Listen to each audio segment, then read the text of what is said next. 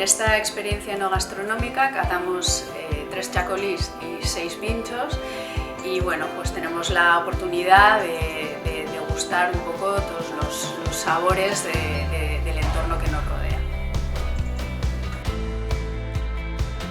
En la visita pasaremos primero por el viñedo cuando el tiempo lo permita. Ahí os explicaremos las características de nuestro viñedo, las variedades de uva que utilizamos para elaborar nuestro chacolí, y después pasaremos a bodega. Aquí explicaremos la elaboración de los chacolís que elaboramos en Irusta.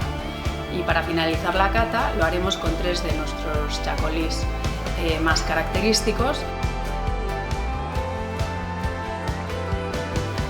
Los chacolís que vamos a degustar en esta cata son chacolís que han obtenido grandes reconocimientos en concursos a nivel internacional.